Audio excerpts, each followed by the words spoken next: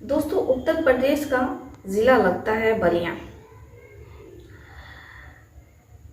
महेंद्र जो कि bank manager रहते हैं, उनकी बेटी रहती है 21 वर्ष, जिसका नाम गुड्डी रहता है, और महेंद्र की पत्नी नीलम जो कि प्राइवेट स्कूल में पढ़ाया करती थी।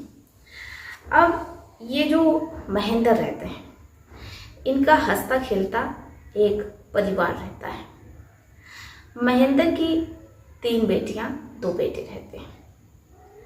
सबसे छोटी बेटी जिसका नाम गुड्डी रहता है। अब महेंद्र जो कि बैंक कर्मचारी रहते हैं, मैनेजर रहते हैं, ऐसे में परिवार में किसी चीज़ की कोई कमी नहीं रहती है। जो उनकी धर्म पत्नी रहती है नीलम, वो भी प्राइवेट स्कूल में, इंग्लिश मीडियम स्कूल में पढ़ाने का काम करती हैं। महेंद्र की जो धर्म पत्नी रहती हैं, उनकी उम्र लगभग 46 वर्ष रहती है। लेकिन पति और पत्नी में अक्सर वाद विवाद रहता है।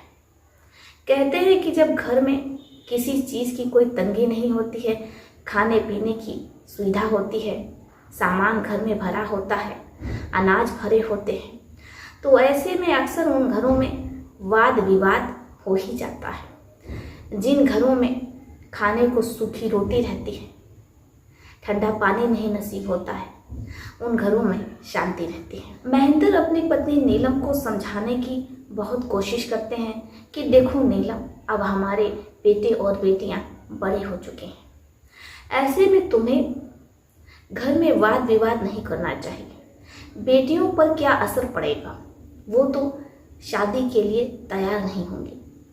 शादी अगर इसे ही कहते हैं तो फिर क्यों ही की जाए। लेकिन महेंद्र, बैंक मैनेजर महेंद्र की पत्नी नीलम, जिस पर अपनी पति की किसी भी बात का कोई असर ही नहीं पड़ रहा होता है। अब पति परेशान कि आखिर क्या बात है। वो अच्छे खासे पैसे कमाता है, अपनी पत्नी को मानता है, जानता है, लेकिन इसके बावजूद पत्नी आखिर ऐसा व्यवहार क्यों कर रही है। जो नीलम रहती हैं, वो अपने पति को पास भी नहीं आने देती। पति जब भी नज़दीक जाने की कोशिश करता है अपनी पत्नी के, तो नीलम उसे मना कर देती हैं और कहती हैं कि वो थकी हैं, पूरा दिन स्कूल में पढ़ाती हैं। महेंद्र कहते हैं कि देखो नीलम, मैं भी तो पूरा दिन बैंक में काम करता हूँ, कुर्सी पर बैठा रहता हूँ, क्या मैं नहीं थकता हूँ? लेकिन मैं जब भी तुम्हारे निकट आने की कोशिश करता हूँ तो तुम इस तरीके का बहाना बना देती हो। नीलम कहती है ऐसी कोई बात नहीं है, अब आपको संयम बरतना चाहिए। आपकी उम्र हो चली है, आपकी 2 बेटियां ब्याहने के लायक हैं, और ऐसे में आप ऐसा विचार रखते हैं, आपको शर्म आनी चाहिए।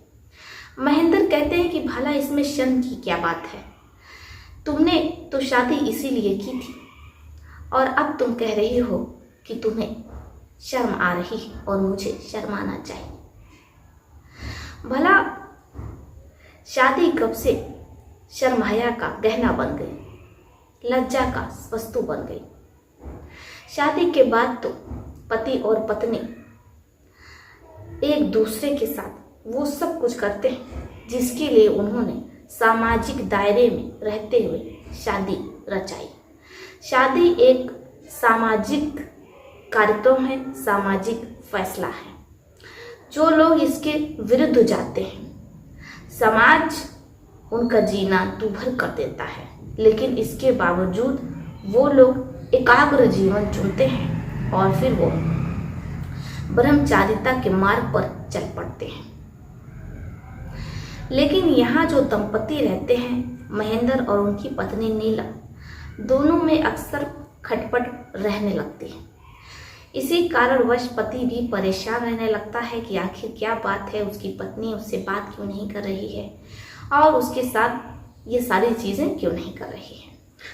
लेकिन पत्नी नीलम जो अपने पति से सीधे मुंह बात भी नहीं करती है, अब कहीं ना कहीं पति को ये सारी चीज़ें खटकने लगती है। पति अपने पत्नी पर अब नज़र रखने लगता है। वो एक दिन जब उसकी पत्नी टॉयलेट गई रहती है तो पति को मौका मिलता है और पति तुरंत अपने पत्नी का मोबाइल चेक करता है। अब जैसे ही वो व्हाट्सएप पर पहुंचता है और पत्नी की चैटिंग देखता है तो उसके होश उड़ जाते हैं। पत्नी अपने ही कॉलेज के एक लड़के के साथ चैटिंग लगातार कर रही होती है, इश्क मोहब्बत की बातें करती है और वो सारी चीज़ें ऊट-पटांग वीडियोस भेजती है। बाकी आप समझदार हैं, समझ सकते हैं कि क्या बात मैं कहना चाह रही हूँ। पति जिसके चेहरे का रंग पीला पड़ जाता है, पसीने से भीग जाता है। अब जैसे उसे लगता है कि उसकी पत्नी आने वाली है, वो मोबाइल मेज पर ही धर देता है। महेंद्र पता करने की कोशिश करते हैं कि आखिर वो कौन लड़का है जो एक शादीशुदा महिला से इस तरीके से प्रेम प्रसंग रचा रहा है। अब महेंद्र अपने एक दोस्त को उस नंबर के डिटेल निकालने के लिए देते हैं। अब जो महेंद्र का दोस्त रहता है वो पुलिस विभाग में रहता है। ऐसे में महेंद्र को थोड़ी आसानी हो जाती है, उस लड़के के बारे में डिटेल मिलती है। अब जैसे ही डिटेल मिलती है तो महेंद्र तुरंत उस लड़के के घर पहुंचते हैं। लड़का जिसका नाम दीपक रहता है। अब दीपक से महेंद्र पूछताछ करते हैं कि आखिर वो उसकी पत्नी से क्यों बात करता है। जो दीपक रहता है वो कहता है कि नीलम टीचर जी तो बहुत अच्छी हैं और हमारा उनका रिश्ता सिर्फ एक टीचर और स्टूडेंट की ही तरह है, इससे ज़्यादा कुछ नहीं, आपको गलतफहमी हो रही है। अब जो महेंद्र रहते हैं वो अपनी पत्नी की और दीपक की चैटिंग दीपक को दिखाते हैं। दीपक के होश उड़ जाते हैं। वाद विवाद इतना बढ़ता है कि नौबत मारपीट तक पहुंच जाती है और नीलम, दीपक, महेंद्र ये सभी अपने अपने परिवारों के साथ थाने में मौजूद होते हैं। अब जो पत्नी रहती है नीलम, वो हठ धर्मी पे आ जाती है और कहती है कि देखिए जी, अब मैं आपके साथ एक पल नहीं रहूँगी, मुझे आपसे तलाक चाहिए। अब जो पति रहता है वो अपनी पत्नी से कहता है कि देखो, हमारे 3 बेटियां हैं, 2 बेटे हैं, सब बड़े हो चुके हैं। अगर ऐसे में तुम हमसे तलाक लोगी तो फिर समाज क्या कहेगा? अपनी बेटियों का मुंह देखो, ये जवान हो गई, इनसे शादी कौन करेगा? जब उन्हें पता चलेगा कि इनकी माँ के आचरण कैसे थे और इनकी माँ तो अपने ही स्टूडेंट के साथ भाग गई, फरार हो गई। लेकिन इश्क जब किसी के सर पर चढ़ता है तो फिर ऐसा भूत सवार होता है जो किसी भी झाड़ू से उतारे, किसी भी तरीके से वो उतरता नहीं है। शायद ऐसे ही कुछ नीलम के साथ होता है। अब नीलम चली जाती है अपने पति को छोड़ करके और प्रेमी अपने बॉयफ्रेंड दीपक के साथ ही वो लिव इन रिलेशनशिप में रहने लगती है, एक कमरा लेकर के। यहाँ तक सब कुछ ठीक ठाक चल रहा होता है। लेकिन इधर जो महेंद्र रहते हैं वो पत्नी के जाने से काफ़ी टूट जाते हैं। अब बेटियां चूंकि बड़ी हो चुकी थी, वो पूरे घर की देख रेख करती हैं, खाना बनाती हैं, सब कुछ संभाल लेते हैं। लेकिन कहते हैं कि पुरुष है तो उसे महिला सुख चाहिए और अगर महिला है तो उसे पुरुष सुख चाहिए। अब ऐसे में ही महेंद्र जो परेशान रहने लगते हैं और वैसे भी लगभग 1 सालों से वो अपनी पत्नी के साथ वो सब कुछ नहीं कर पा रहे थे, इसलिए वो और ज़्यादा परेशान थे कि करे तो क्या करें। इसलिए वो एक रशियन को ले आते हैं। अब जैसे ही ये बात बेटियों को पता चलती है तो बेटी विरोध करती है कि आखिर पापा इस उम्र में भी रशियन लेकर के आ रहे हैं और ऐसे में अपने मोहल्ले में, कॉलोनी में क्या इम्प्रेशन पड़ेगा, लोग तरह तरह की बातें करेंगे। लेकिन जो महेंद्र रहते हैं वो अपनी बेटियों की एक नहीं सुनते।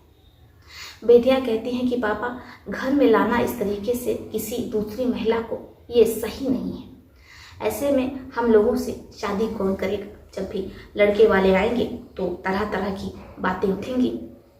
लेकिन जो महेंद्र रहते हैं वो अपनी बेटियों के समझाने पर भी किसी की एक नहीं सुन रहे होते हैं, क्योंकि महेंद्र का ये कहना था कि अगर वो होटलों में जाते हैं, महिला जो रशियन रहती है उसे लेकर के, तो ऐसे में जो 2-3 दिन का रूम का किराया है वो लगभग 10,000 से 15,000 आ जाएगा।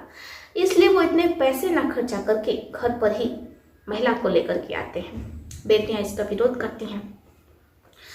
अब जो महेंद्र रहते हैं वो अपनी बेटियों से बहुत परेशान हो जाते हैं और अपनी बेटियों को भी घर से निकालने लगते हैं। बेटियां कहती हैं कि पापा आखिर हम लोग कहाँ जाएंगे, आप ही बता दीजिए कि अब हम कहाँ जाएं। मम्मी जो अपने बॉयफ्रेंड के साथ रह रहे हैं, आप घर पर रशियन महिला को लेकर के आ रहे हैं, ऐसे में हमारे पास क्या रास्ता बचता है, हम कहाँ जाएं, किसके पास जाएं, कहाँ पर अपना आश्रय लें। लेकिन जो महेंद्र रहते हैं उन पर बेटियों की किसी बात का असर नहीं हो रहा होता है।